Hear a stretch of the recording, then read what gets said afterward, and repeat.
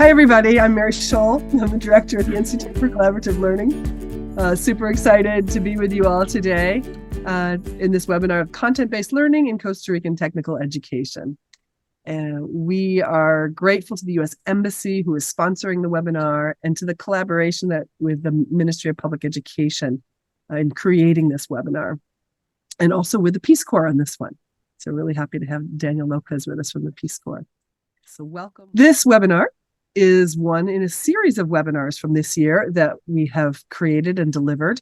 We gave 3 to preschool webinars, 2 primary webinars, and 3 webinars for secondary. And this is one specifically for technical education. So if you're interested in seeing any of the other webinars or getting any of the resources, later on we're going to show you a website. All the resources are up on the website. So we will get that to you at the end of the webinar today. The webinars, this series of webinars is sponsored by the U.S. Embassy, and we have a very special welcome for you from Elizabeth Smith, who is the Cultural Affairs Officer at the U.S. Embassy. Let's listen to her words. Hola a todos. My name is Elizabeth Smith, and I'm the Cultural Affairs Officer here at the U.S. Embassy in Costa Rica. I'm delighted to welcome you to this series of webinars made possible through the dedicated efforts of the experienced educators at the Institute for Collaborative Learning, the Ministry of Public Education, and the U.S. Embassy. Teaching English is both a rewarding and challenging task, requiring continuous growth, adaptation, and learning. These webinars will serve as a valuable platform to expand your knowledge, exchange ideas, and explore new, innovative methodologies. Together, you will reach new levels in your teaching practice and inspire your students to excel in English. I encourage you all to actively engage, to participate wholeheartedly, and to share your own experiences and perspectives. By collaborating with one another, you can build a vibrant network of English teachers in Costa Rica, united by a common goal to inspire your students and shape their futures through the power of language. I cannot thank you enough for your hard work and dedication to your profession. On behalf of the U.S. Embassy in Costa Rica, I welcome you again, and may this series of webinars be a productive and interesting experience for you. Buena suerte en su proceso de aprendizaje. Adelante. We also want to give a shout out to Rocio Quiroz Campos, who is la jefa de la sección cultural in DTS. Without her support, we couldn't have made this webinar happen. So we're really, really grateful to Rocio.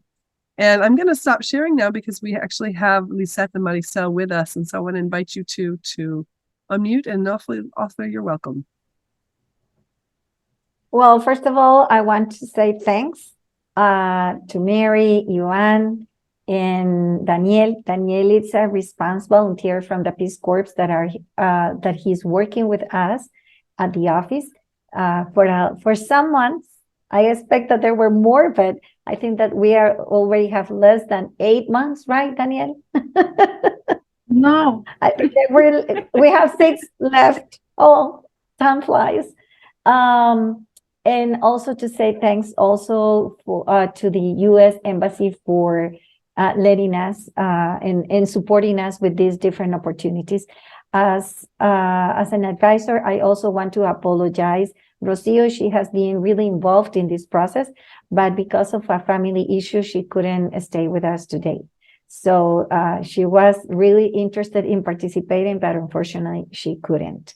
I'm really, really grateful with this opportunity and with you all teachers from the different regions of Aguirre, Nicoya, Santa Cruz, Cañas, Peninsular, Norte, Limón, that you have said yes to this opportunity.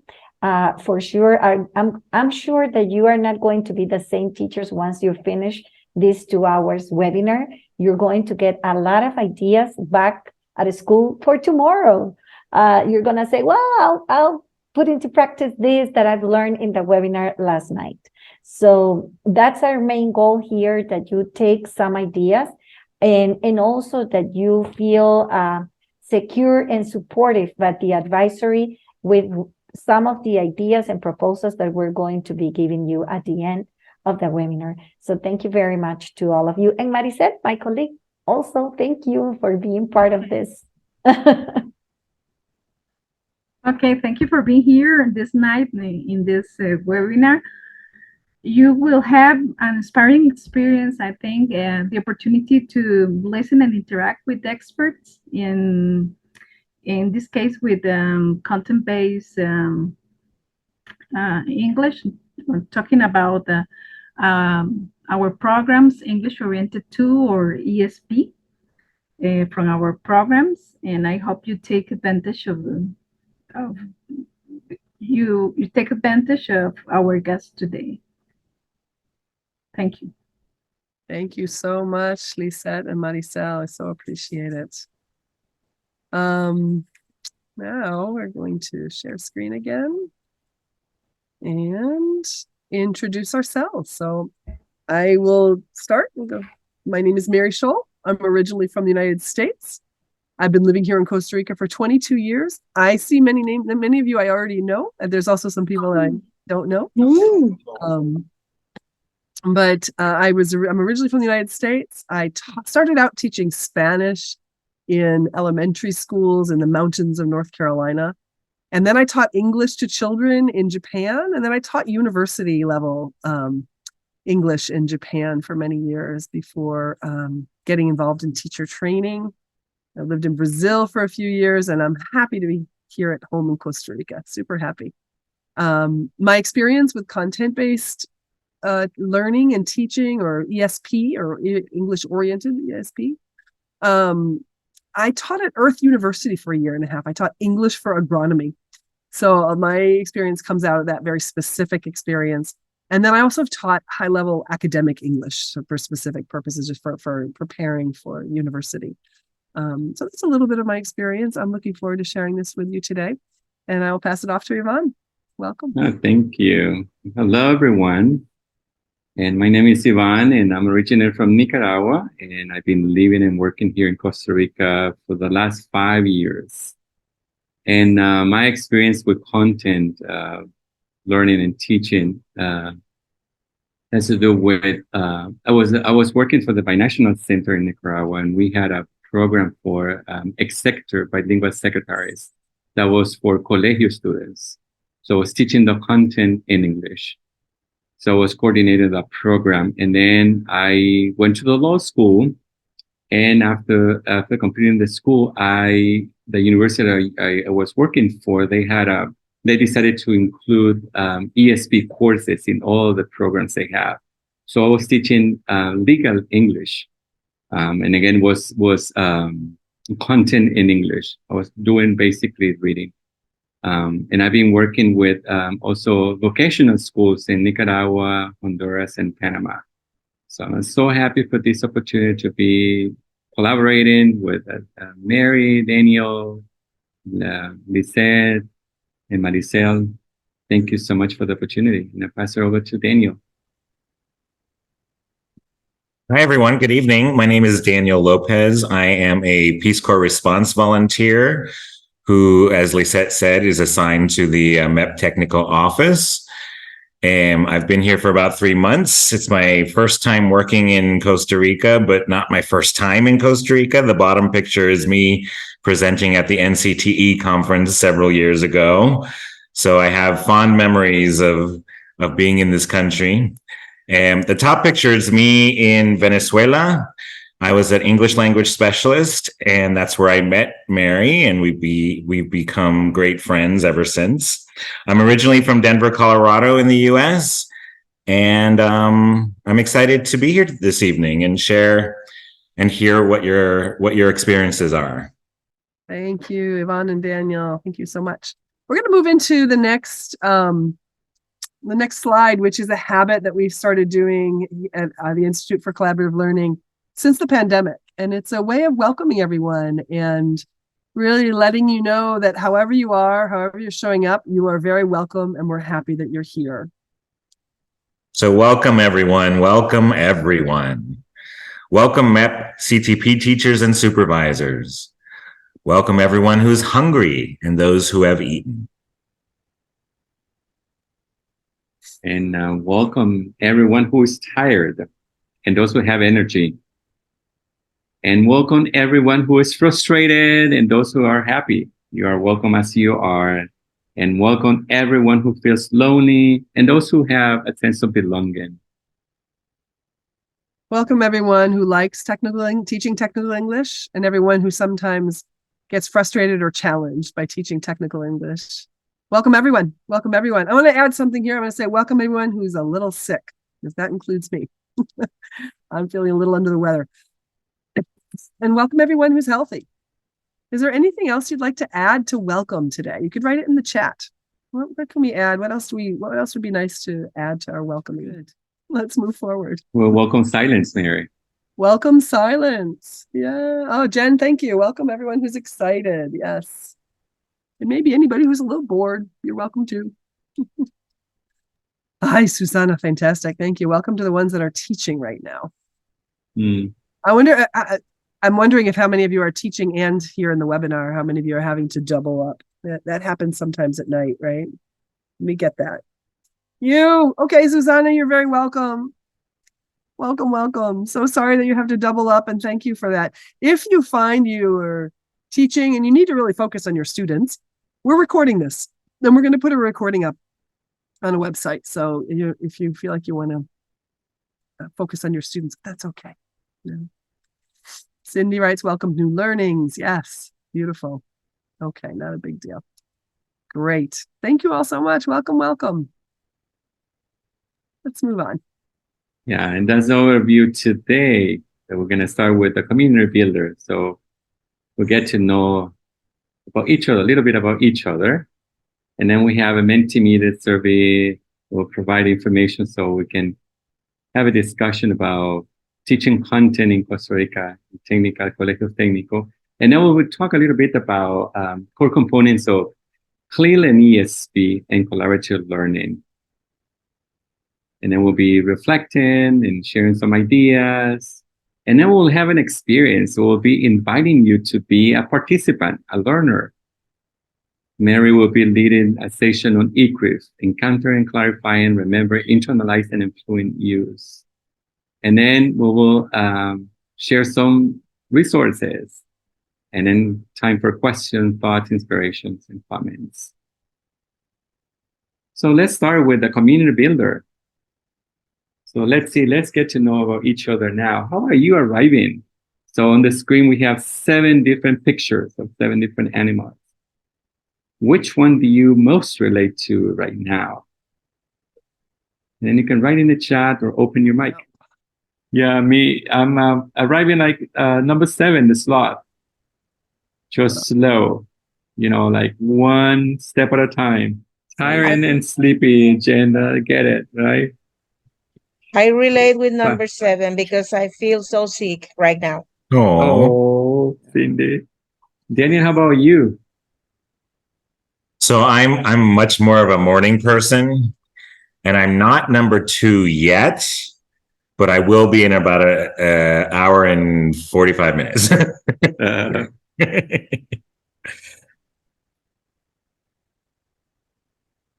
Yeah. I like what Junior says, energetically tired, but probably otherwise excited. Yeah. Oh, well, great. Thank you all so much. All right. Thank you. All right. We are going to use Mentimeter next.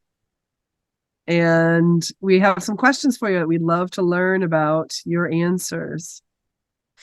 Olivier's number 1 trying to connect. I'm number 1 too. So if you could click on the link that Yvonne is sharing, or you can use the QR code here. Just about a series of questions that we'd like to look at together and get everybody's answers. So I'm going to click over to that. This is our first question. As the words come in, they'll pop up on the screen, which I think is really cool.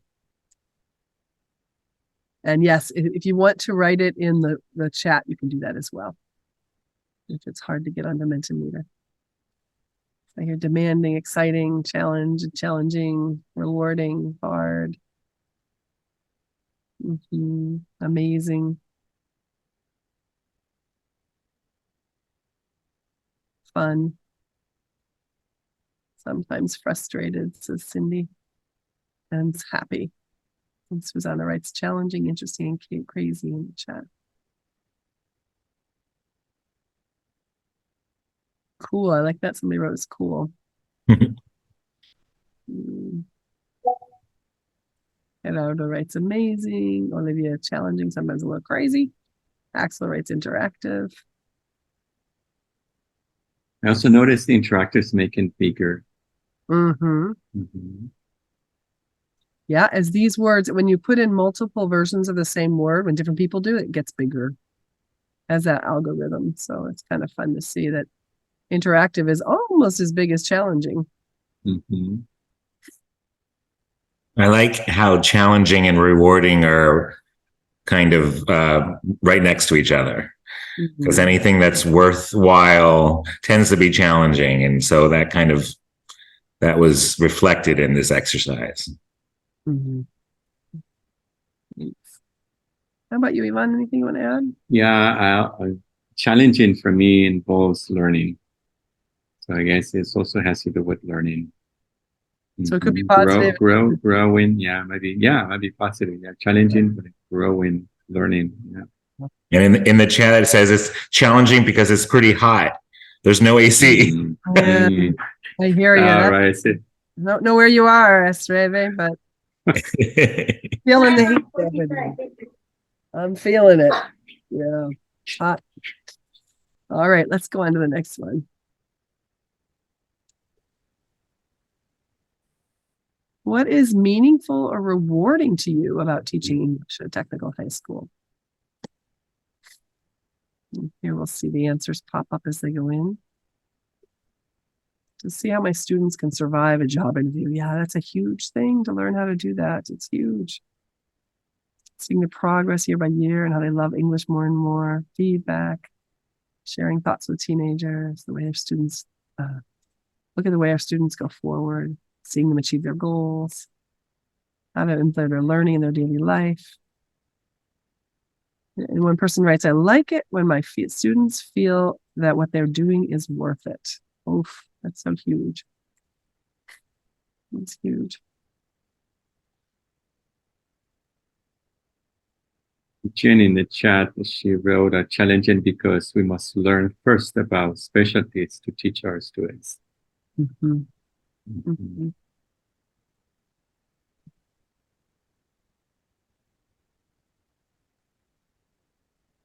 Susanna writes, to see how students improve. And Patricia writes, I have to be creative. Yeah, it is very rewarding to be creative. That's for me too. Learning new information. Right. If you've lost the Mentimeter, you want to come back in, you can go to menti.com and use the code 1186-5203. And maybe, Yvonne, you could slip the code back in the chat too, the link in the chat, just in case. Gerardo writes, he likes to see them interacting in real life situations. And Olivia writes, their goals are so important. They are. It's our future. It's our future in their hands. All right, the next question we have for you. What is challenging for you about teaching at a technical high school? And the national advisors really want to know specifically what is challenging, because they are here to help make it better in whatever way they can. They're doing amazing work. You all are amazing people. And I think about how many different specialties you have and all the work that you're doing. It's amazing to me. But the advisors know that. They also know they don't have a magic wand. They can't do everything, but they do want to know, because they are working really hard to help alleviate these challenges. The heat waves, no AC makes conversational English an absolute chaos. Oh my gosh, I bet I can imagine everybody just melting, huh? Yeah. Maybe we can talk with Mother Nature about the heat waves. I don't know.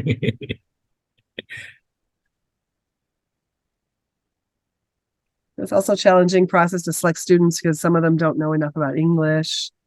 It's hard to find vocabulary and content, to work with families and business people. The lack of information about the topics. These are similar to the ones that we heard in the morning webinar, right, Yvonne and Daniel?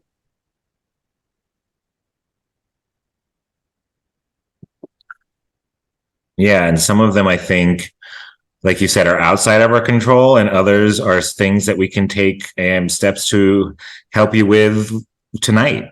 So I'm excited to see where this goes. Yeah, me too. All right. I can't help with the AC though. Sorry. I know. Oh my God. I'm imagining you all melting. I'm sorry. I've melted here. I've been hotter this year than I've ever been in Costa Rica. Yeah, it's something else. Something else is going on. All right. The last question that we have here, or no, second to last, sorry, is your own self-assessment on to what degree is the following true for you? Can you explain what an effective ESP lesson is? Can you explain what effective content and language integrated learning, what effective content and language integrated learning involves? Can you explain what collaborative learning involves? Can you explain the difference between ESP and general English? And can you explain ECRIF as a framework for teaching technical vocabulary? We just want to see where you all are at with this. This is the content that we're going to go over next. So we just like to have an idea of what you're at with this. So we've got 6 out of 58 people here answering. So it's a small piece, but it's an important piece. Let's see what else, see how much more we get. They're teaching at the same time.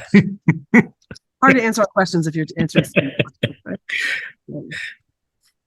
I hear you. Looks like we're pretty much in the middle as an average, right?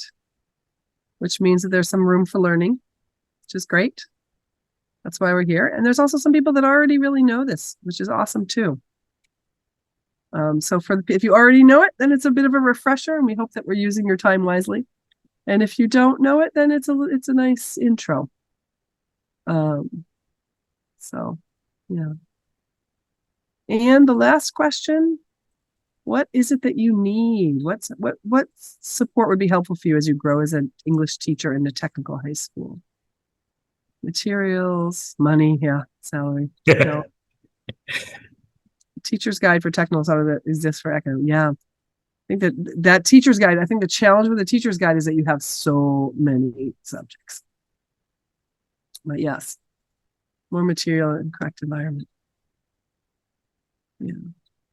Yeah. Oh, and in the chat, Maricel mentioned that she has a lot of resources, and there was a link shared in the morning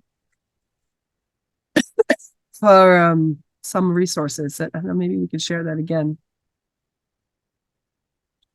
And not to give too much away, but those people who are saying resources and materials, we have a gift for you at the end of this webinar that I'm very excited about.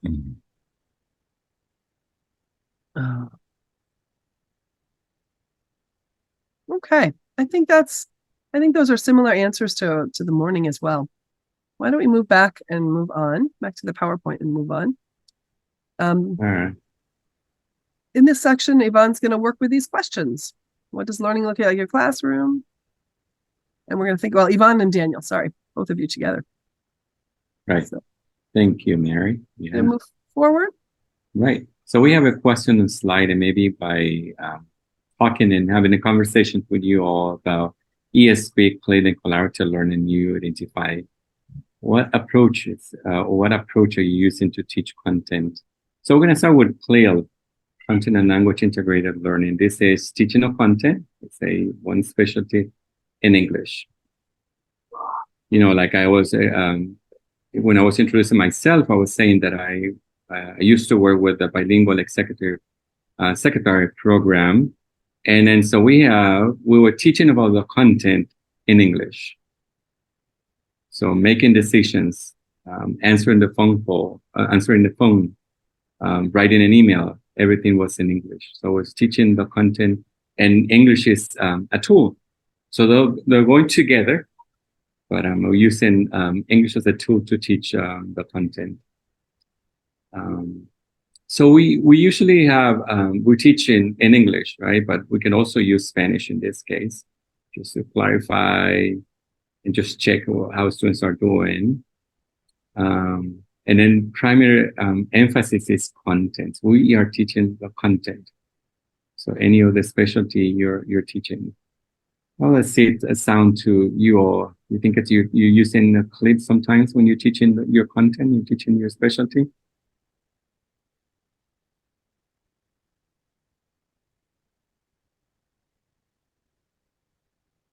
And you can write in the chat or you can open your mic. And then on the next slide, we have some components included in a lesson plan when we are using CLIL.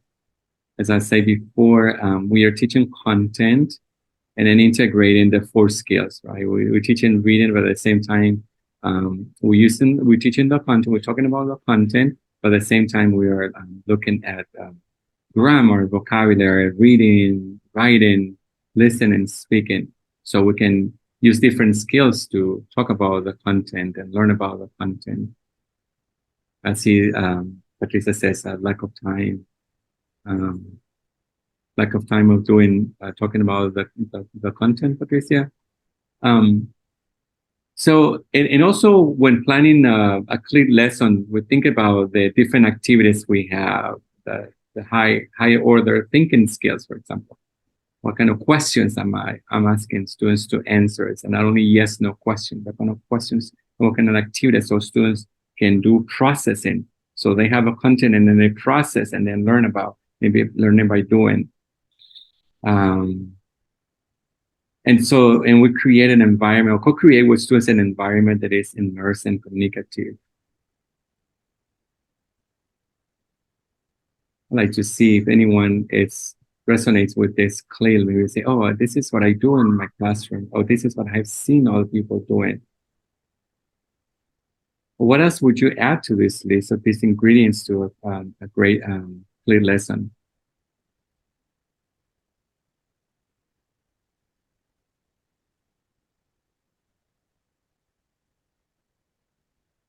This is just an introduction of CLIL. And then move on to ESP, and Daniel will be next, talking about ESP. Pass it over to you, Daniel, and then maybe we'll go to the next slide. So when I first got here to Costa Rica, I was told that I'd be helping in the MEP office with ESP programs, and then they sent me out to visit a bunch of schools, and I realized that what you're doing in the classrooms may or may not be ESP. I think we can take a lot of great ideas from ESP, but the idea behind ESP is that it's really focused on content and the specific vocabulary that surrounds a certain specialty, and that you're learning about that specialty, but in English.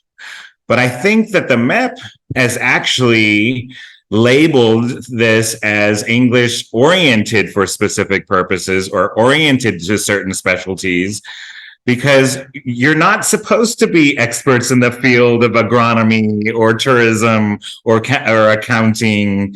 You're really English teachers who are using those concepts to help your students understand the idea in English behind what they're studying in Spanish.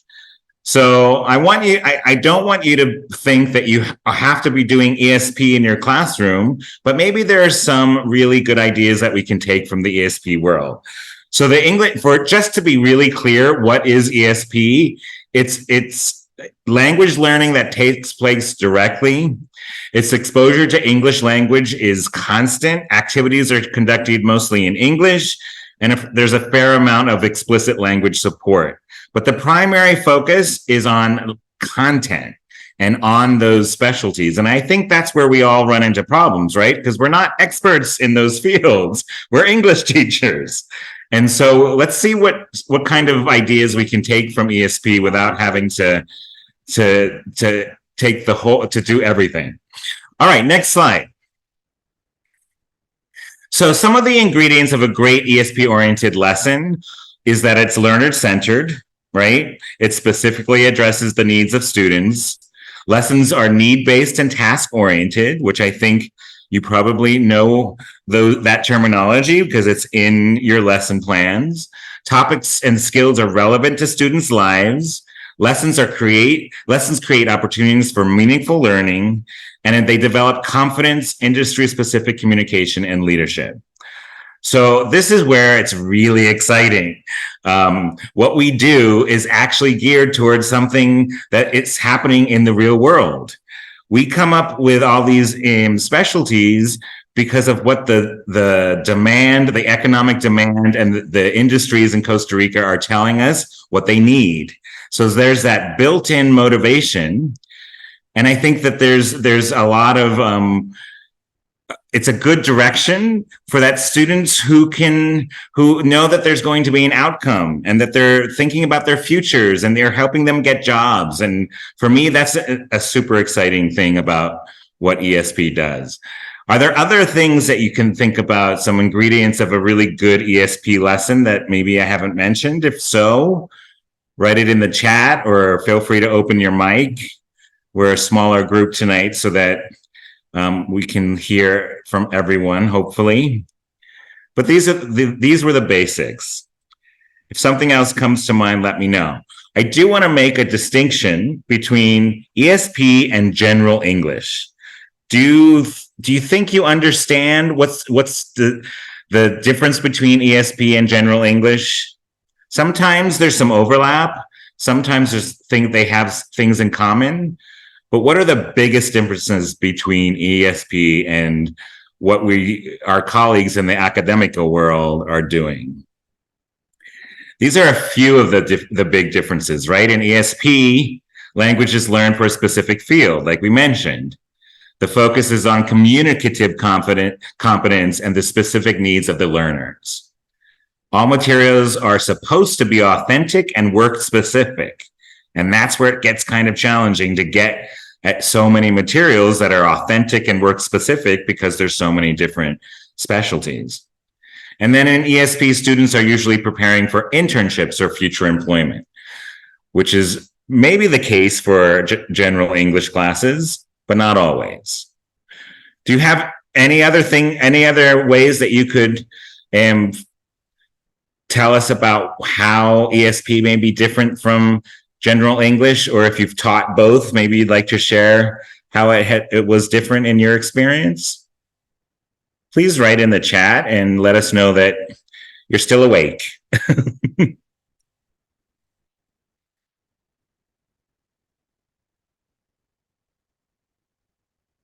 I am going to quiz you on this, so okay, Olivier. Oh my God, that's so French.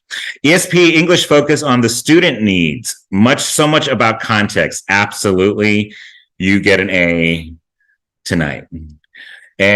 Susanna says focus on students' needs. Susanna, I love how you write in all caps. It's like you've definitely had some coffee or something. I love it. Anyone else want to share what they think is different from general English to ESP? If not, we're going to take a quiz. Well, we're going to take a quiz no matter what. All right, next slide. Oh, Gerardo says ESP classes, we train students to fulfill tasks that are going to face in their everyday work. Like good. Contextualize, Bernie says. Employability, all of those things. Tools. Good. Thank you so much for contributing.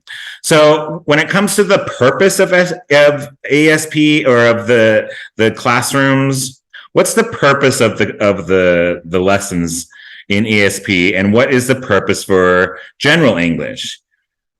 One would be to develop language skills that are specific to a particular field, and two would be to learn the basics of English language skills such as grammar, vocabulary, listening, speaking, reading, and writing for everyday communication. Write in the chat if you think it's one or two, or maybe both.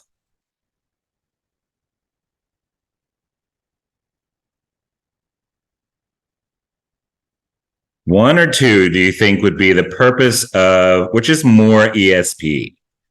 One, seeing lots of, oh my gosh, you guys are so smart.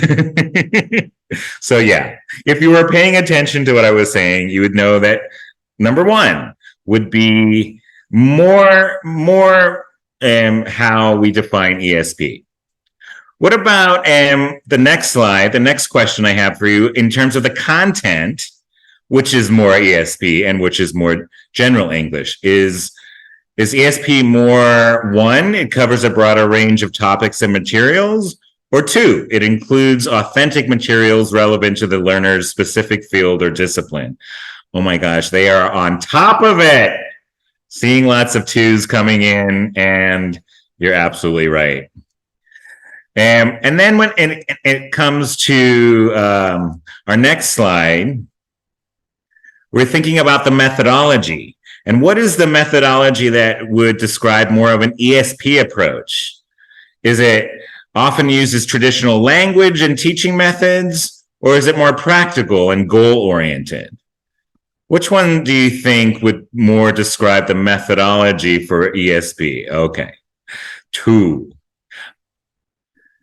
And that again is correct. And it's not to say that we don't teach vocabulary and do grammar and work with some of those foundational skills in ESP, but it's for the purpose of figuring out what context they're going to be working in. And then the last one is learners. What is the role of learners in a more ESP classroom or a more general English classroom? ESP, they want to learn English for personal or academic reasons, or they want to use English in a particular context? One or two?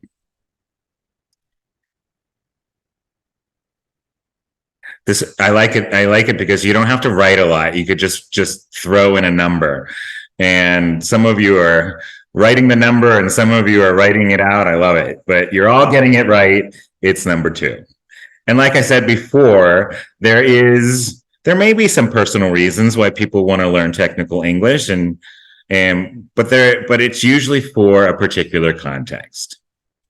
All right, next slide. So what would you add? Is this the next slide? Did we take one out? Okay. Okay. Thank you. I thought we skipped it. See, Mary's on top of it. And what would you add to these benefits of ESP? So we've talked about some of the great things that you can use as tools that ESP can help us with. It's relevant to students' lives. It helps students apply what they've learned to a context. Students acquire language in an accelerated manner. They develop confidence and leadership, and they're better prepared to communicate with clients and colleagues. So what else would you add? You're all teachers of a technical English. What would you add as another benefit to teaching in this way or teaching in this context? We saw some of it in our survey, but I'm just curious if any others came to mind. Feel free to write in the chat or open your mic.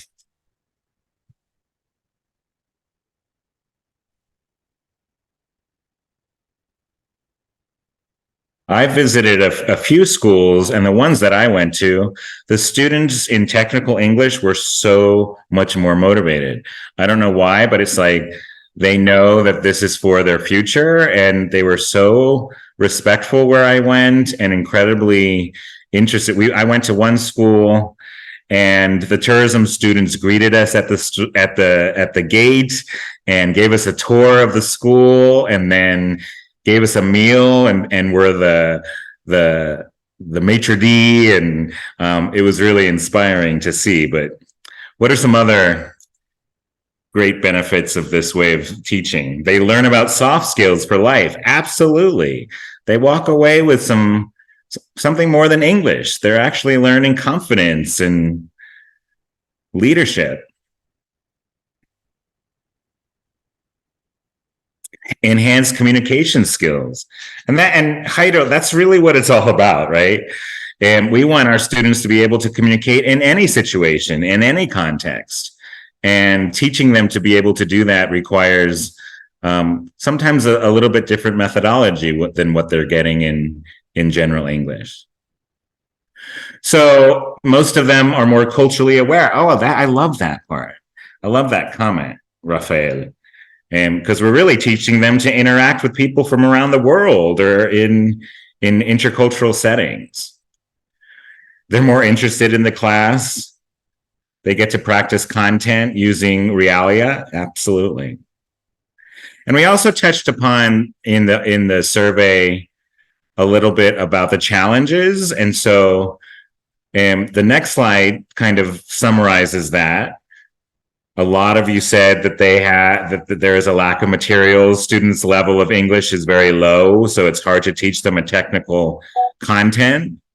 They have a limited number of lessons. Some of you have 8 hours a week, but some of you have 4, which is very little in terms of getting them to become fluent, or at least to the B1 or B2 level where we want them.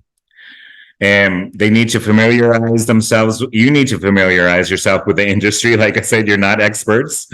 You're not necessarily coming into it with the technical. So you have to do a lot of research and a lot of work to find out what those mean and talk to the content teachers who are teaching in Spanish. It requires you to wear a lot of different hats.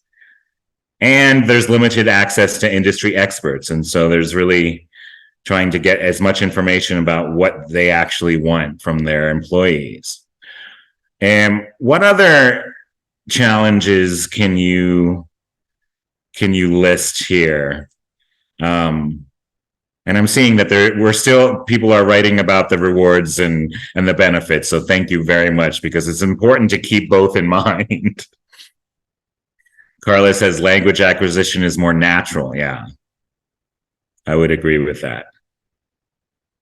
Gerardo says the integration of the 4 skills. Are you listing that as a challenge or as a reward or both? It could be both. It does take time to study specific topics. It is not something that you can just do overnight. And yes, it is a real challenge. And you have to be adaptable. I like that. Sometime one year you may be teaching one specialty, the next year you're teaching a completely different specialty. I believe firmly, however, that if you are a good teacher, you're going to be able to teach any kind of English, because you know how students learn and you know what kind of activities they respond to. But developing those tailored course materials and content is really, really time consuming. And I give you all a lot of credit, especially you that work at night and have to get ready for your classes, and every year may be different. So yeah, we want to acknowledge right now that this is not an easy field to be a technical English teacher in Costa Rica. The standard is high and the expectations are high as well.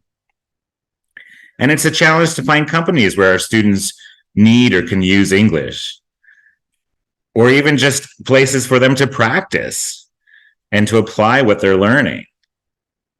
So these are all really great ideas.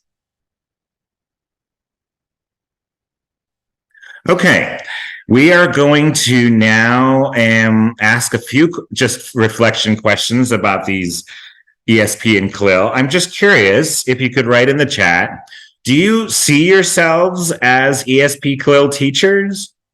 Why or why not? And are there any other comments or questions or thoughts you have about designing and implementing English in a technical context? Definitely the challenges keep coming in. My experience so far has been that teachers are a little bit torn between becoming experts in the field and also knowing English and being able to be good English teachers. And I don't think that they're mutually exclusive, but it's hard to be both. And I don't actually know if MEP is expecting you to be ESP teachers. Even though that's the title of our webinar today, I don't know if there's the expectation that you be an expert in the field.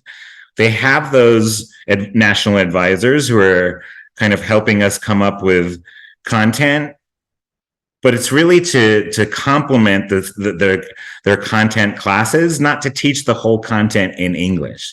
So that's why we say English oriented too. So let yourselves off the hook a little bit. You don't have to be the expert in the field, but there are things that you can take from this methodology. Okay. Laura says, I love we have more chances to work the content and to practice with learners. The academic area time is really restricted. Yeah, it is kind of exciting that what you guys can do. And there's so many different areas that you can talk about. Christine, you said in one sentence what I wanted to say in like the last 15 minutes, right? I consider myself an English teacher who teaches technical content. That's exactly the mentality that you have to have, I think. Because we are English teachers. That's what we've been trained to do. And then we bring in technical content into our lessons. So thank you for saying that in a very succinct, beautiful way. Okay, we're going to move on to an area that I think a lot of you are very familiar with. But just to reinforce some of the ideas behind collaborative learning. Yvonne.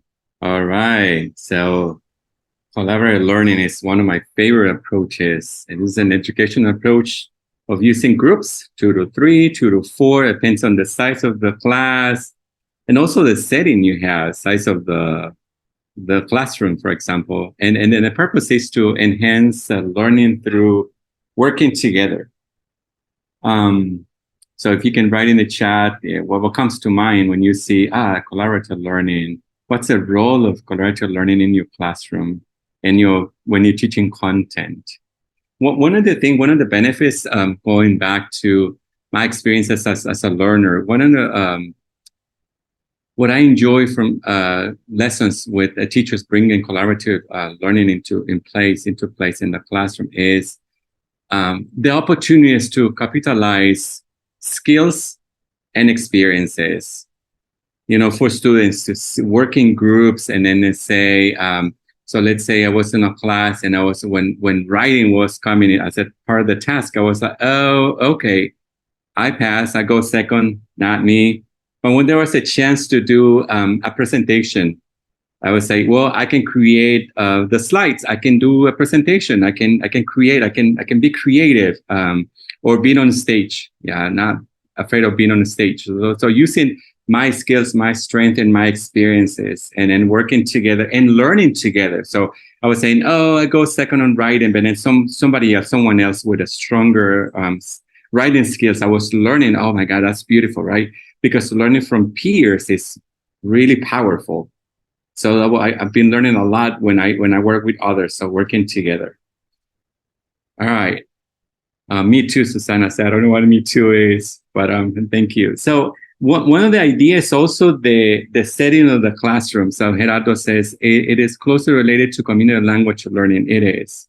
Yeah. And on the next slide, we have a couple of questions too. Hey, Ivan, can I just stop you for a minute? Community language learning, I'm curious if Gerardo's referring to the pedagogical approach that was from Charles Curran, which has aspects, I think, more of cooperation and collaboration. But we're not putting out community language learning in that his particular approach to language learning. I think it's a great approach. It's very humanistic. It's got some really interesting techniques that I like to use, but it's not exactly the same. Mm-hmm. Yeah. Yeah. Thank you, Mary. Mm-hmm. Yeah, it has to do with cooperation more than collaboration. In the next slide, Mary, we have some questions about settings, right? What's your classroom setting? What's your classroom configuration?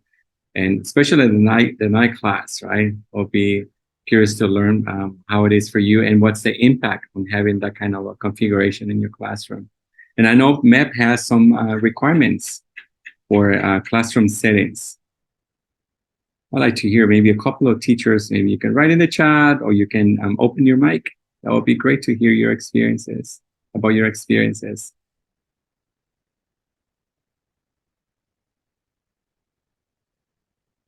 I really love working in circles because then I can see everyone, and everyone can see me or I can hear me, right? So I can have eye contact. Yeah.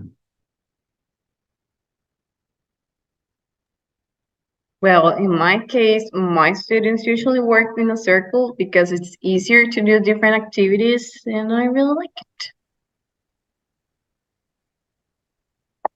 How many But students do sometimes you the have? classroom, yeah, I'm sorry. Sometimes the classroom is really small, so it's kind of complicated, but we try to do it. Right. One teacher in the morning said she has a small classroom. So what they do, it's a onion circle. So an inner circle and outer circle, because the classroom was small. So that's one idea I'm sharing from the morning webinar. That's awesome. Thank you.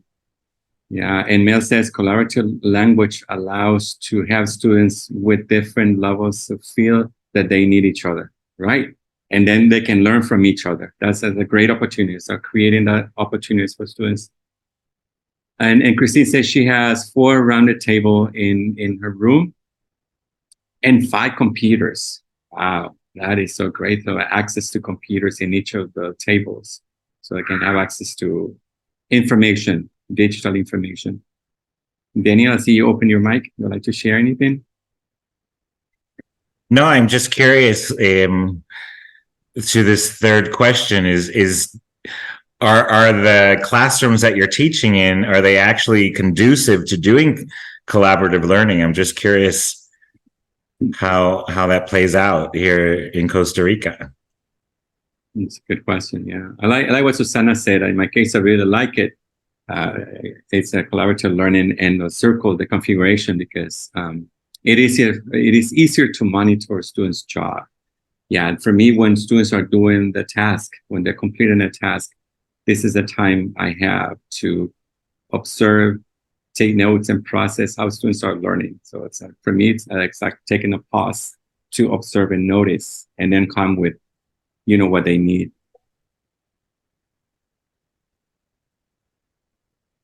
All right, so I'm going to pass it over to Daniel to keep on talking about collaborative learning. Yeah, so it's interesting because collaborative learning kind of requires that the teacher take on different roles, right? We're not just standing up and teaching, but we're facilitating and monitoring and encouraging and working with students that maybe need a little extra help. And it's tiring. We're moving around the classroom all the time. And so I just want to be really clear about what actually are the components of collaborative learning. So it's an educational approach of using groups to enhance learning through working together. And what that looks like is there's 1,000 different ways that may look like. And we're going to talk about some of the activities that you do in your classrooms that are collaborative. But basically, it's when students are working together on substantive issues and tasks. They're lessons that are centered on real life problems and creating big ideas to solving these problems. It's learning that is improved when students have the opportunity to interact and students are engaging and learning in a community, not in isolation. So everything we talked about, ESP and CLIL, actually lends itself really nicely to collaborative learning being the central approach. And I think that's why MEP sometimes has required that everyone needs to have their classrooms configured in a way that they're sitting in circles, there's computers, because it's really important that our classrooms reflect the values of what we're teaching.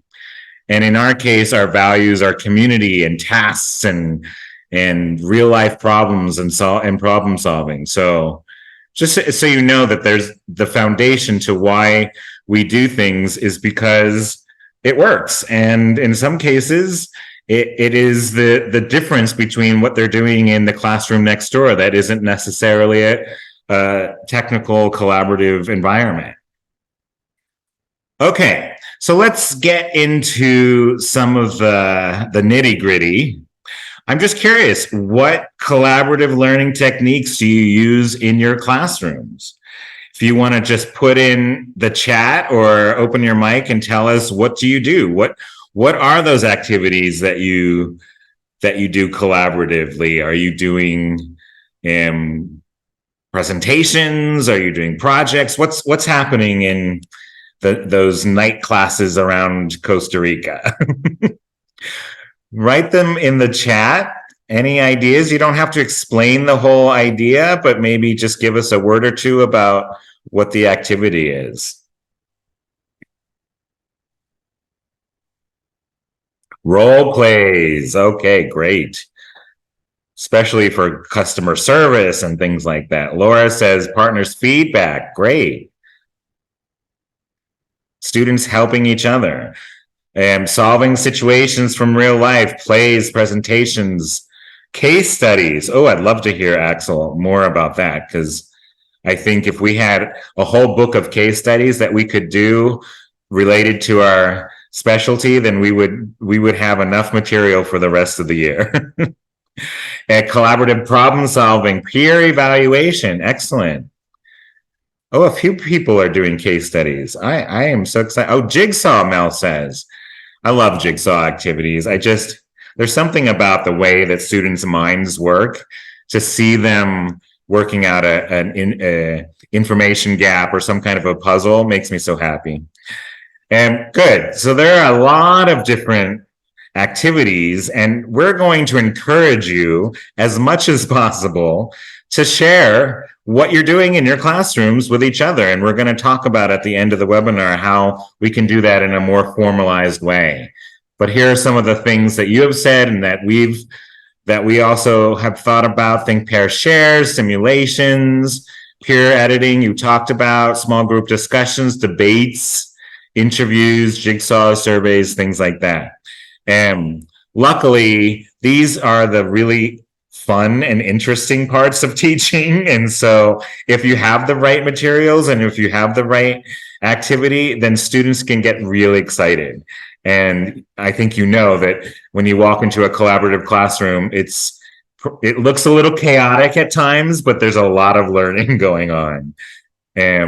Great. Thinking about routines, conversations, dominoes. Oh, I want to play domino. I'm going to come to your school, Jen. I want to do a domino competition. So this proverb that we have on this slide, I wonder if it speaks to your experience about teaching in a collaborative way. It says, tell me I forget, teach me and I may remember. I may remember. Involve me and I learn. Does this speak to your experience when you're doing collaborative work? It actually is based on research of the brain. And I think Edgar Dale was the one who originally came up with the cone of experience. And he says that students tend to remember about 10% of what they read, 20% of what they hear, 30% of what they see, 50% of what they hear and see, 70% of what they say or write. So getting kids to practice productive skills, speaking and writing, actually is helps them with retention. And then 90% of what they say as they do something. So that's the idea behind collaborative learning, is getting them to involve themselves doing an activity, expressing their opinions. I wonder, though, if you think that there's any way to get your students to remember 100% of the English that they're studying. Or do you think I'd be pretty lucky if I just get up there around the 90% or even 70. But do you think there's any way to get them to remember 100%? There's one technique that actually research has shown results in the highest rate of retention of people remembering what they're learning, is when they teach something. So you guys do this every single day. You could do this with your eyes closed, right? Because you have internalized and have taken ownership of information. And so you can do it. You tell your students and you feel confident about it. If we can get them into some teaching environments where they're teaching each other certain skills, then it's very, very likely that they're going to retain that information. So that's just one pointer that I have for everyone. All right. Moving on. There's a lot of information coming at you. Let's take a little break just to reset ourselves before we move into the next activity. Yvonne? Oh, I pass it over to Mary. Oh, I'm sorry, Mary. We have Mary's already in her stretching mode. Right. So my recommendation is to look away from the computer for a little while. Look away. And sometimes we say 20, 20, 20. Look away, like at 20, what's it, meters, 20, far away, and then come back 20 centimeters, like far away, and then come back, far away, and then come back. Giving your eyes a chance to move and function in a way that's a little different than what you've been doing by when you're looking at a computer, right? And then the other thing is to stretch a little bit. Maybe raise your shoulders and drop them. Drop them.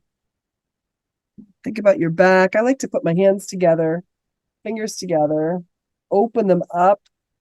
And when I stretch out, this stretches my back. And it stretches a part of my back that I tend to scrunch over when I'm sitting at computers. So stretching that back out.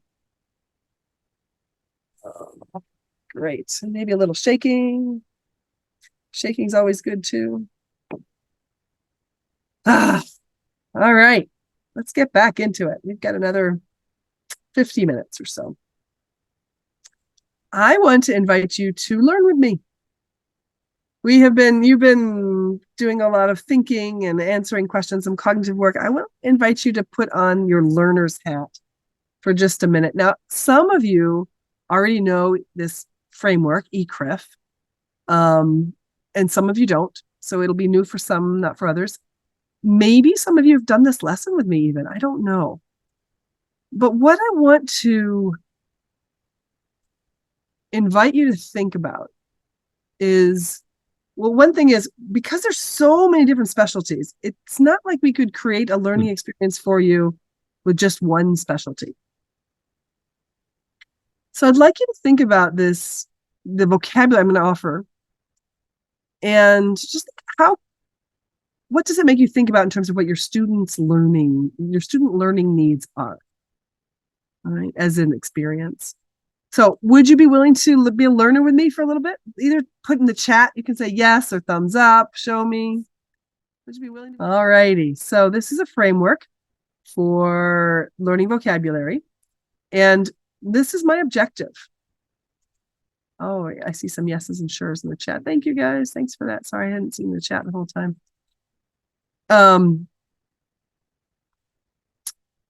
By the end of this experiment today, this will be about 10, 15 minutes, you, the teacher, my students, would be able to choose one and pronounce one, possibly two of the 3 target words.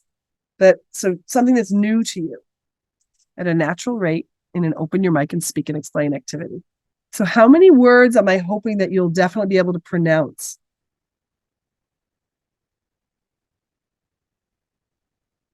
And how many words are you going to encounter when you look at this?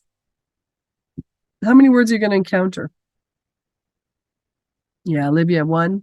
I want you to pronounce 1, but you're going to encounter 3, right? Very tiny little super tiny micro lesson, but let's see how it goes. So my first question is, are you a sesquipedalian? Do you know what a sesquipedalian is? It's a specialist in long words, a lover of long words. So I'm going to ask you, do you have a favorite word in English? Well, what long words do you know in English? I'm going to ask you, please don't Google this. Let's just use whatever we have right now. So do you have a favorite word? Like one of my favorite words is scooch. So it's a way of moving where you don't lift your bum up. If you're sitting, you don't lift up your bum. You don't lift your feet off the floor, but you move, you scooch. It's one of my favorite words. What are your favorite words? You know, my favorite, Mary, is wishy-washy. Wishy-washy. Oh, I like that word. I like that And word. what's the meaning? I'm sorry. Oh, thanks, Kaylin. What's the meaning of wishy-washy? Great. Yeah. Mary and I can be wishy-washy. Like when you don't make a decision. Like, Yeah, when you go back and forth, or yeah. it's not unreliable, but it's kind of just you're on a different timeline. Sorry. But you go back and That's forth awesome. with decisions. Thanks, Caleb. I think a lot of Costa Ricans are Thank you. wishy-washy. I'm learning. That's great. So Christine writes she likes the word uncomfortable. Junior likes procrastination and writes generalizability. Oh, Junior, that's a hard one for me to say. Paz writes piece of cake. Carla writes literature. Bernie likes fish. Yes, Bernie, that's a great language. I love the way that's, yep. Beautiful. Susana writes socialization. I appreciate, beautiful. And xylophone. These are great words. Sophisticated. Beautiful, beautiful, beautiful. Ooh, Mel likes astonishing. Oh, I love these words. That's beautiful. Well, my lesson today is a lesson on, oh, congratulations. I like that too, Jen. It's a lesson on long words. So we're going to start out with this encounter stage where you're going to hear me say, and you're going to encounter these words. I'm have some huele pipa. Oh, nice, Gerardo, you're a musician. Nice. Laura likes biodegradable. That's a great word, Laura. Laura. Okay, so these are the 3 words that I'm going to share 3 words with you, but the goal is that you choose one that's new to you, right? One that's new to you to practice and learn to say.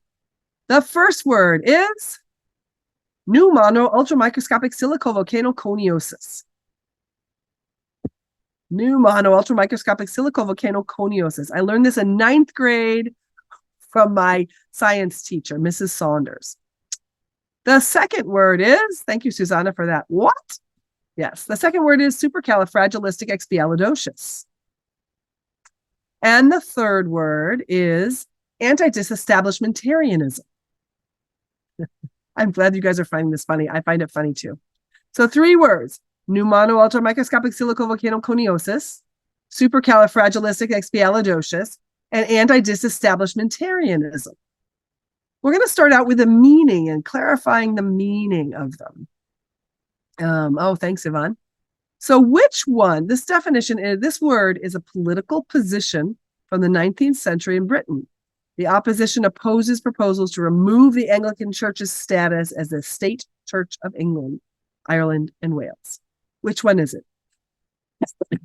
Pneumono ultramicroscopic silicovolcanoconiosis, supercalifragilisticexpialidocious, or anti-disestablishmentarianism. But you can just write A, B, or C. Which one do you think it is? While you're doing that, I'm going to pour some more agua de pipa for my gripe. All right, you guys are getting it. It is anti-disestablishmentarianism. Fantastic. That's great. Okay, let's do the next one. This is a nonsense word from the 1964 Disney movie Mary Poppins, meaning something good and magical. Is it pneumono ultramicroscopic silicovolcanoconiosis, supercalifragilisticexpialidocious, or anti-disestablishmentarianism? It doesn't work if I laugh. I don't know why I'm laughing, but you're getting it right. It's 2. It's B. Yes, yes, yes.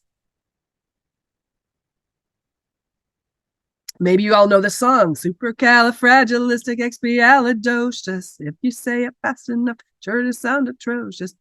Califragilisticexpialidocious. Okay, that's all I'm going to sing tonight for you. What is in what you're drinking, Mary? It's agua de pipa from the farm. It's pure. It's yeah.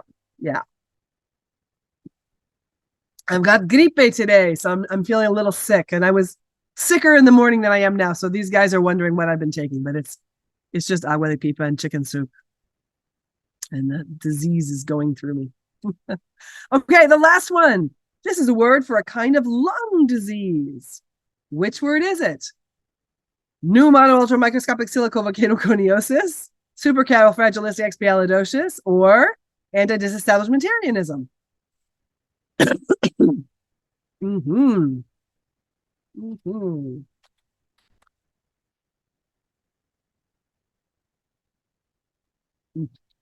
Okay. Hopefully you don't have it.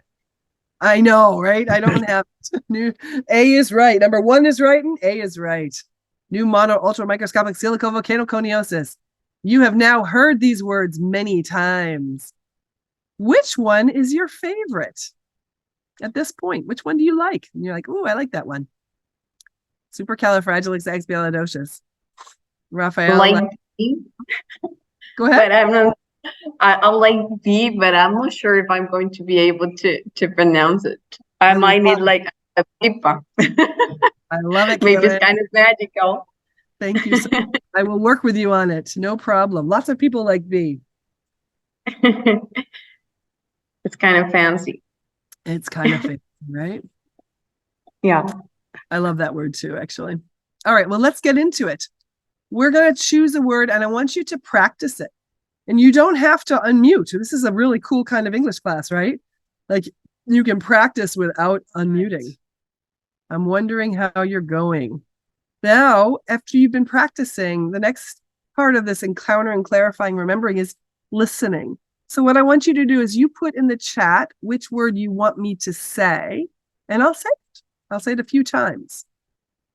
You can't, Susan. That's okay. We're going to work on it. I promise. Now, I think, Susana, I think after we go through this, I'm so curious if you're going to be able to do it, because we're going to try. And that'll be kind of fun because it'll really give you a sense of the learning piece. Okay, you can see here now that I've put some color. Hydro, you're trying your best. Awesome. Awesome. That's all we ask for. Just try your best. I put some color here. So as I'm reading the word out loud, just notice the colors as well. See if that affects your learning or how that impacts your learning. So B, supercalifragilisticexpialidocious. I'm going to use a spotlight too. Hold on. Supercalifragilisticexpialidocious. Supercalifragilisticexpialidocious. Anybody else want? You can put in the chat again. Would you want A, B, or C? I can do B again. You just need to put it in the chat. Or if you want A, if you want C. Oh, that's great, Susanna. That's interesting, right? How color makes a difference. Okay, Pau wants A. New mono ultra microscopic silicovolcanoconiosis. New mono ultra microscopic silicovolcanoconiosis. New mono ultra microscopic silicovolcanoconiosis. How's that, Pau? Supercalifragilisticexpialidocious. Supercalifragilisticexpialidocious. I hear somebody doing it and they're getting it. Supercalifragilistic. Supercalifragilisticexpialidocious.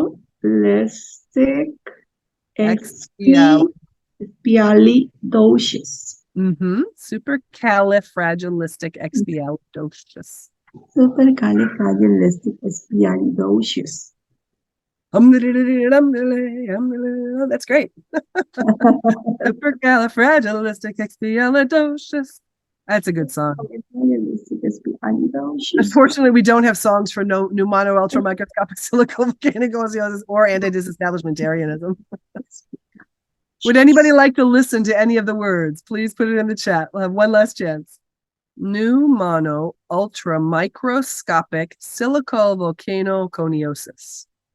New mono ultra microscopic silicovolcanoconiosis. Last time. New mono ultra microscopic silicovolcanoconiosis. Okay, we're going to move on to the next task. This is a practice task for clarifying and remembering both the pronunciation and the meaning. All right. So I'm going to ask a question, and I want you to answer it with the word. Try to actually say the word. You don't have to unmute if you don't want to. This is the beauty of this kind of learning. But try and answer it. And if somebody would like to unmute and answer, that would be awesome. Okay. Which word is a fantasy word made up in a movie from 1964 that means good or amazing? Supercalifragilisticexpialidocious. Hey, Olivia! 10 points. I'll deliver them on Monday. 10 points. Okay. Which word is a lung disease? Pneumono-ultramicroscopic silicovolcanoconiosis. Hi, Mel. That's awesome. Woohoo! Another 10 points. Which word is a political term? Anti-disestablishmentarianism. Awesome. And I can't see who you are. Is that war? Awesome. Thank you so much. 10 points for you too. Good job. Okay. Now, I'm going to show you another way to practice these words briefly. And then we're going to go into breakout rooms and practice them. But you can use your hands, and it can be either. So if you put your hands sort of in like a prayer position, and then for the white ones, we separate our hands, and the purple ones, we bring them together. So it would be like pneumono, ultra, microscopic, silicovolcanoconiosis. For some people, this really helps. And for some people, this drives them nuts. All right. So just try practicing the words. We'll do it. I'll do it together. If you want to do it together with me, I'll do each of the words once, and then I'll give you a little bit of silent practice time. So pneumono, ultra, microscopic, silicovolcanoconiosis. Supercalifragilistic expialidocious. Anti-disestablishmentarianism. It's a little awkward. Okay, let's take some practice time. About 15, 20 seconds. Practice on your own. If it helps you use your hands, try using your hands. Because what I'd like you to do is go to your breakout room, practice saying the words, and when you feel ready, start a conversation with somebody trying to use these words in a natural way, even though I know they're not typical words, right? But I might say, hey, you could say to me, hey, Mary, do you have pneumono ultramicroscopic silicovolcanoconiosis? I was like, no, I just have the gripe. I just have the flu. So you also could just make up some fantasy type conversation, but the idea to kind of mix up the meaning within some kind of thing. You're going to have about 5 minutes. It's not a lot of time, but you'll practice and see if you can have a conversation. Okay. I'm going to share the screen to the breakout room, so you'll be able to see this in the breakout rooms. You got 5 minutes to practice, and then we'll come back and have a test. The first one. Pneumono ultramicroscopic silicovolcanoconiosis. Supercalifragilisticexpialidocious. Anti-disestablishmentarianism. Did you know these words before? Never ever in my life. That's amazing. But can you put them in just an everyday conversation? All right, let's talk. I don't know if I would be able to do that. Well, let's check in first. Does somebody else want to try? Christine, Andrea, Jen, do you guys want to try? Or Yerlin, do you want to try practicing?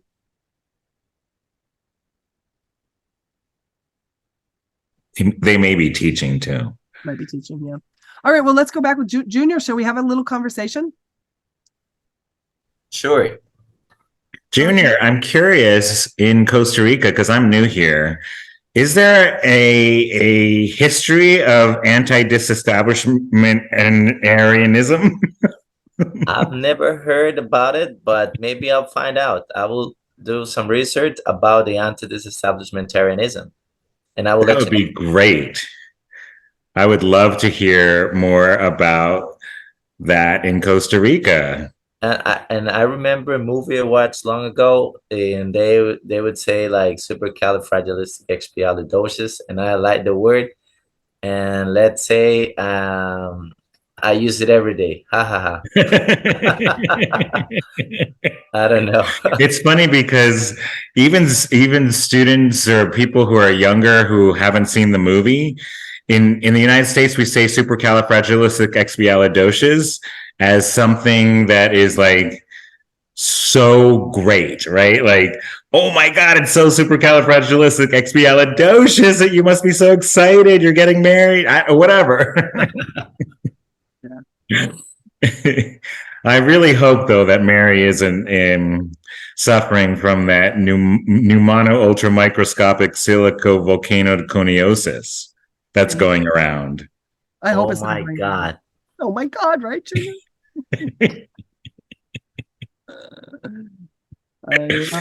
There has to be like It'd be like the people in the inner sphere, they just say pneumano, or like it's some shortened version of that. Yeah, it's a I think specific so. kind. Mono ultramicroscopic silicovolcanoconiosis. That's a difficult word. It takes a lot of time.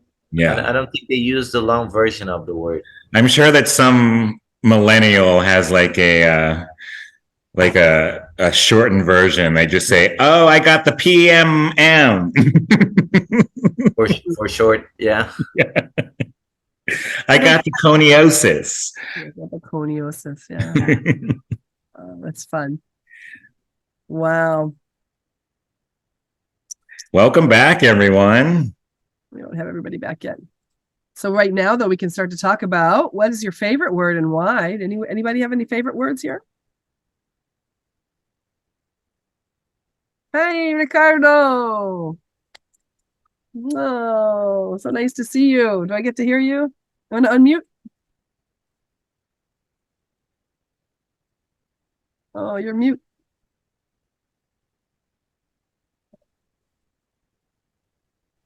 My microphone was off. There you are. Try them. I mean, I'm not that very good, but at least I tried. Awesome. You want to try? Do you have a favorite word right now?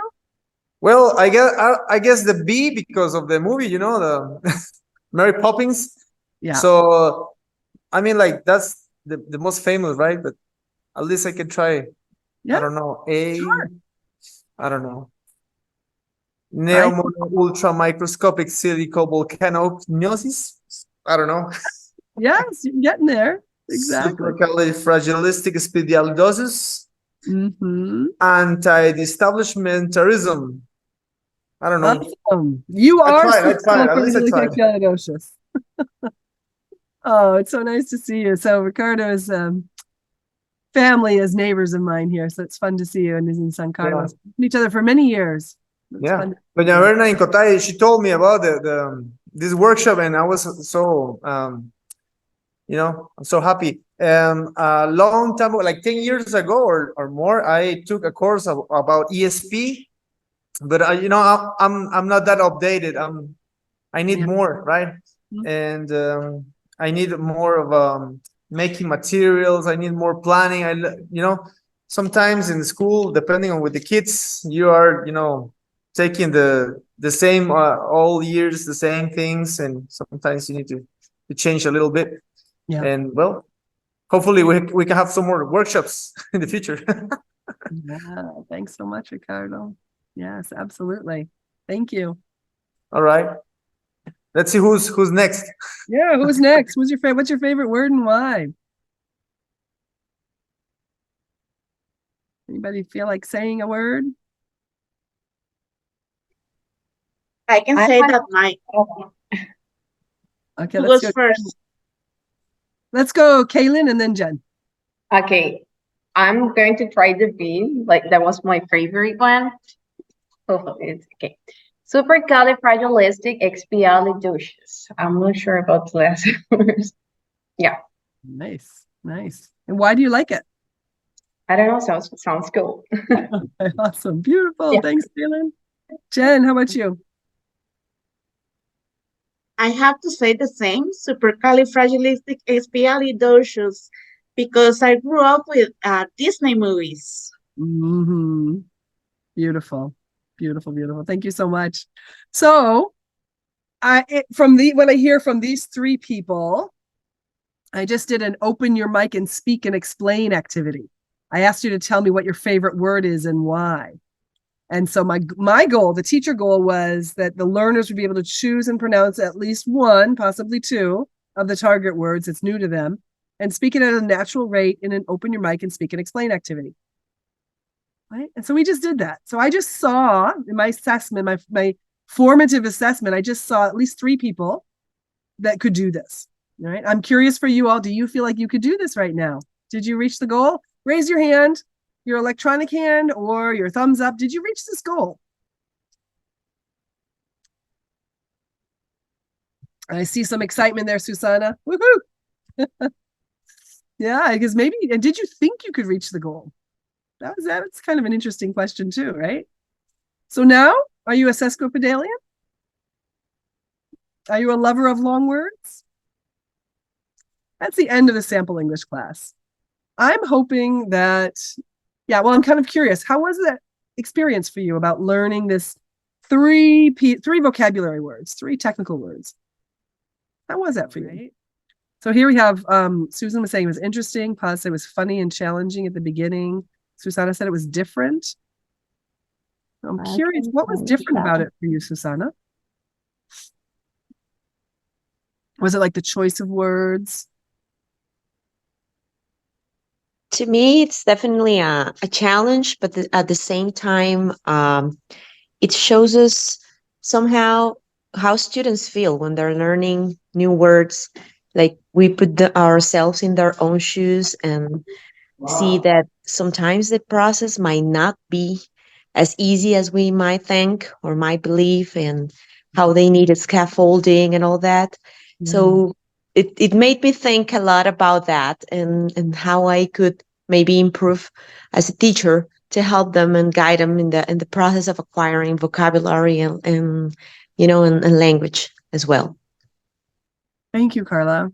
Yeah, that's our whole goal, right? If we can Sure. feel a little bit about what our students are feeling, it'll help us figure out how to connect with them and plan and scaffolding the learning, right? Thank you so much, Carla. I appreciate that.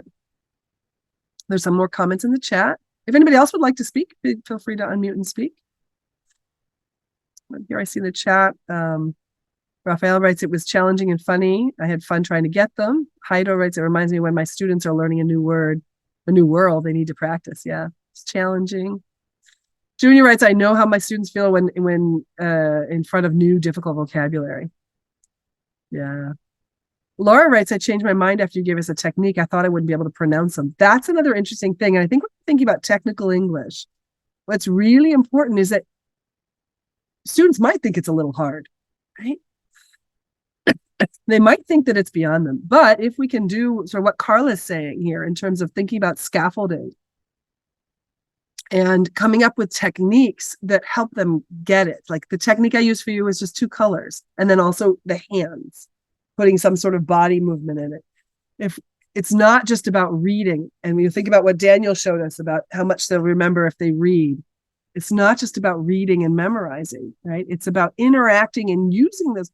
I almost feel like it's like, I want to say eating and savoring those words in different ways. Each little piece of the word I want to get in a different way. That will help our students get those words that might seem hard. So yeah, thank you so much for that, Laura. And did this experience remind you of something else related to your students' learning or your teaching? Which I think we're sort of talking about, but I'm just curious if there are any other answers. Did it remind you of their students, your students' learning or your teaching?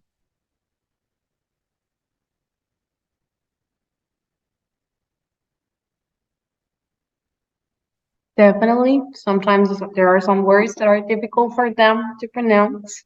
And yeah, we remind them that. Now I understand more my students. Sweet. Well, thanks, Kaylin. You're welcome. It's interesting, isn't it? Sometimes it's hard to remember how to understand our students. Yeah. Because we're in the we know it mindset. So it's very hard to go back to that learner mindset, I think, when I have to focus so much of my time in my teacher mindset. So that was part of the reason too. We thought it'd be nice to have this little experience, but you have to learn something that's technical and sort of hard, possibly hard.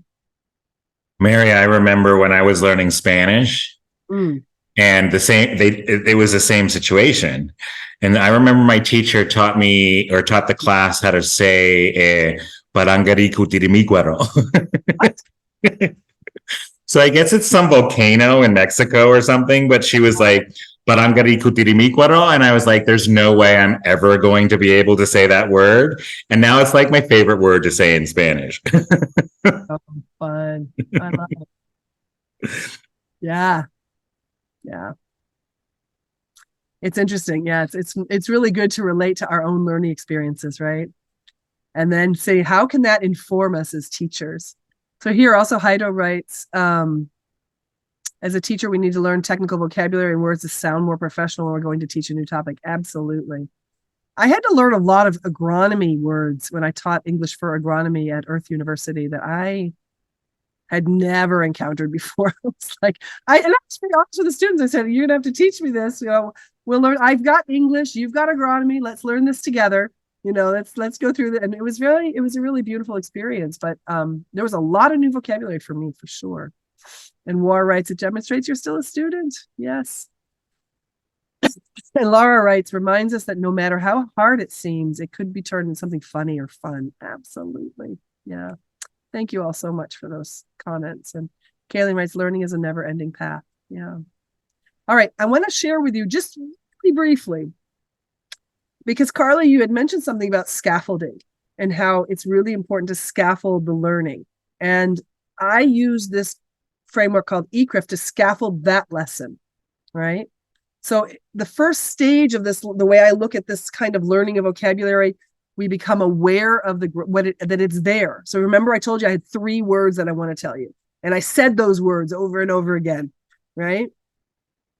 To get you just aware of those 3 words, that they exist. And as we do a little bit more clarifying, you start using the noticing hypothesis and sort of raising your consciousness around, wait, is it pneumona ultromeister or ultra or ultri? You start to clarify what's the detail of, what is it really? And you start to notice those details. That's part of the clarification stage. This is not a linear process, even though we're presenting it as a linear process. You can encounter something and then go back and clarify and then work on remembering. It kind of is a messy spiral, I think. After you've encountered it, after the student or learner has encountered and clarified the target vocabulary, we move into a remembering and internalization stage. And that's when I started asking you, for another thing for encounter and clarify that I did, just to remind you, was I put the words in different colors, right? So you could see the different colors, so you could actually focus in on and possibly clarify. Then in the remembering, I had you talk about which word were you liking, which word you were trying out. I had you go into the breakout rooms and practice. So you move from going from slower production to faster production, from shorter chunks of information to longer. We didn't do much work with predictability here, because we were really just focusing on 3 words. But you go through the process of getting it into your short-term memory. In 10 minutes, we didn't get into our long-term memories.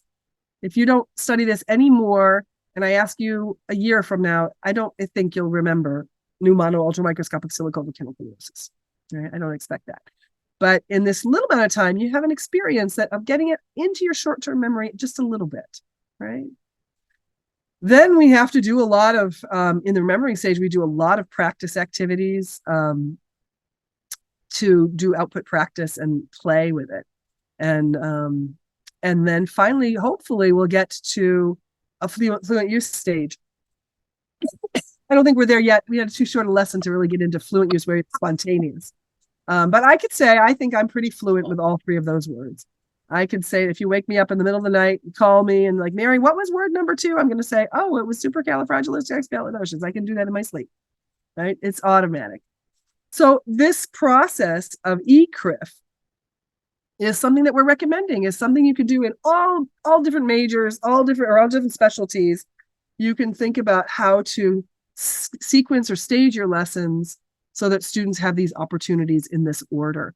And if you want more information about it, you can go to ecrif.com. So what do you think about ECRIF? Okay, no worries. Let's go move forward. And we will go into the next part of this session, which is the nice surprise. So I'm going to pass it over, and Lisa, let me add you to the spotlight there. Awesome. I'll pass it off to Daniel and Lisa.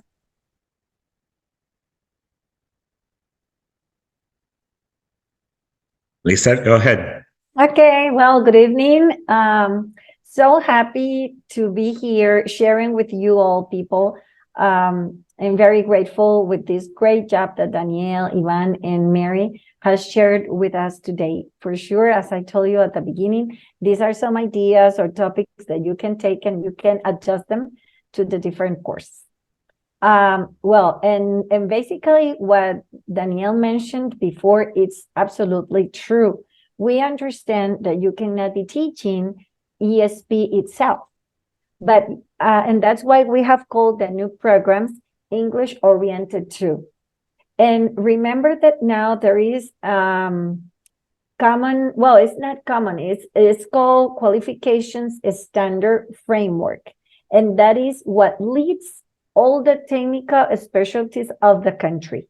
The idea is to be articulating between technical schools, INA, and the technical university and different institutions that also teach technical vocational courses.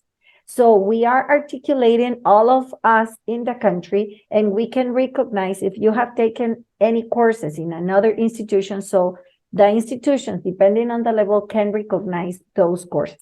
So it's not something that just Maricel and Lisette came up and invented a new program for English oriented to accounting or English oriented to electrical engineering or to automobile repair, whatever, the ones for tourism. So probably you have noticed that now we have switched the ones that are teaching with the new programs. We are in this transition period of the all English for communication programs to the English oriented too. Basically, as probably you have noticed, the, let's say the foster programs, they were generic programs that the teacher should adapt them to the different specialties, but their focus was on communication. Now that we have moved into the English oriented to programs, we understand absolutely that you are not going to teach the specialty in English. That's why we have bilingual specialties, and they are taught by a teacher of the specialty that is certified in English. In your case, that you're English teachers, you're going to teach English, you're going to teach the goals in English, but you have to learn how to teach vocabulary, specific and sometimes very difficult vocabulary, because it's not our everyday vocabulary, and that vocabulary that we use daily in our natural context. Because if it has to do with mechanics, those are those specific terms that are related to the different themes and the different scenarios that we have in the program. So absolutely, these activities that they have shared today are going to be a great help for you, as you mentioned in the chat, of being learners again and learning how to teach vocabulary. The technical specialties department every year designs specific documents that they share with the administrators of the institutions. But sometimes you let me know that it is difficult for you to get these documents. Like, for example, this year we shared this one that is called Compendio de Estrategias para la Mediación Pedagógica de la Educación Técnica Profesional. Obviously, it's in Spanish because it's for all the teachers of technical education, but then you can adapt it. Then we have those are like ideas that you can, and activities or tasks that you can adapt it in your planning. And there are some ideas for the virtuality, for face-to-face classes, some very nice ideas that you can take into account when you're planning. And they are in technical education site. Then we have this other document that is called Orientaciones para la Planificación Pedagógica de la Educación Técnica Profesional. And these are all the guidelines that you have to follow for teaching, for your designing your planning, your annual plan and your pedagogical practice plan. And this other one that is called Estrategias para la Mediación Pedagógica, in the new programs, you have two different, let's say, goals that we have to accomplish and we have to teach during the whole period, which is called Essential Competences and the New Citizenship Access. So those are some ideas in this booklet. You have some ideas that you can use to plan and then to come up with your students in the classroom to develop those different issues or goals. and to accomplish them.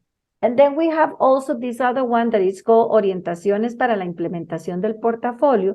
Remember, for those who are teaching 11 and 12 and 10th graders, also that you have to file and fill out your portfolio. So here are all the guidelines that you have to accomplish with your students. Lisette, are you ready to give the big news? Yeah, please. All right. We need a drum roll. We need a drum roll. Here we go. Yay. Okay, this is coming soon.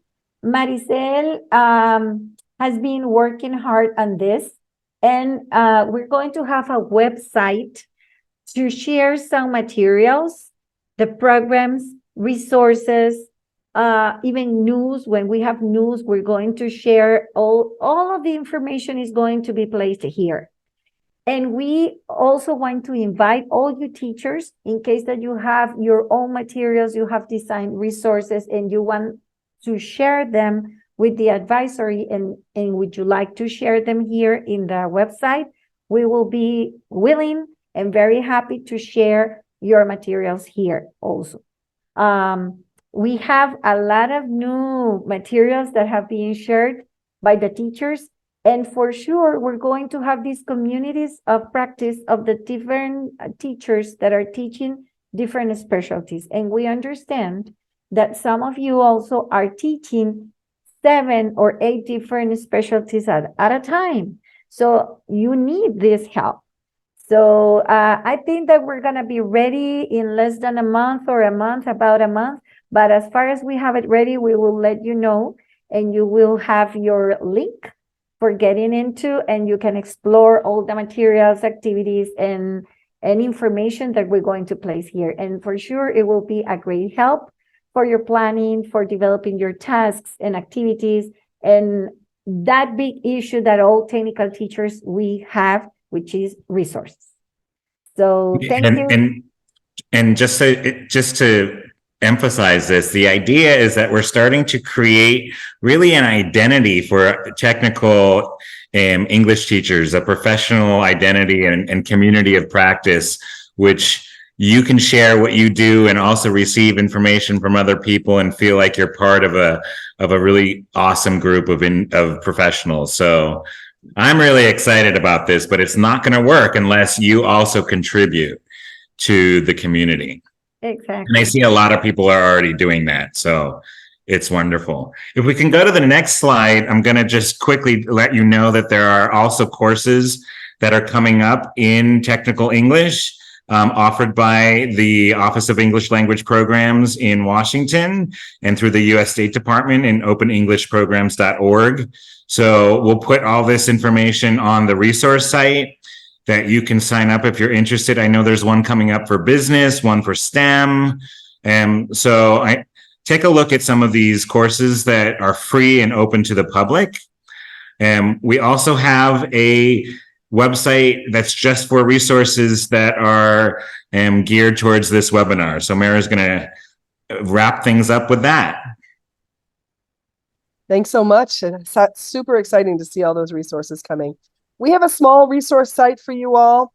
You can click on this link here. I'm going to click on this bit.ly. Ravon's going to put the link in the chat. When you click on it, you come up with a page that has all of the resources from our webinars from 2023. We haven't put up all the videos yet, but we're getting there. But you'll see you can click and go to the preschool webinars, the primary webinars, the secondary webinars, and here, this is the one. So if you click on this one, here we go. Click on this one. You'll see it'll come up to a page where we have some information about content-based instruction, about ESP, and also about eCRIF. So there's some resources there for you all as well, if you'd like. Thank you, Mary. That will be a great help for all our teachers. And I'm so happy to be here. The technical education is going to be placed in your website too. We're super excited too, Lisa. Thank you so much, so much. So I'm hoping that you all have filled out the attendance form, and we can put the link in the chat though if you haven't. And the feedback form now. We'd love to get some feedback from you. We'll be sharing this feedback with the national advisors and also with the MSc. So please do fill out the feedback form. And Yvonne has put it in the chat. I put it in the chat. Thank you so much. Thank you very, very much. Lisette, thank you so much for all this collaboration. Daniel, Yvonne, thank you so much. Big thanks to the U.S. Embassy. You know, just really grateful. And thank you all to the 44 teachers that are here with us. That's really, really, really appreciate it.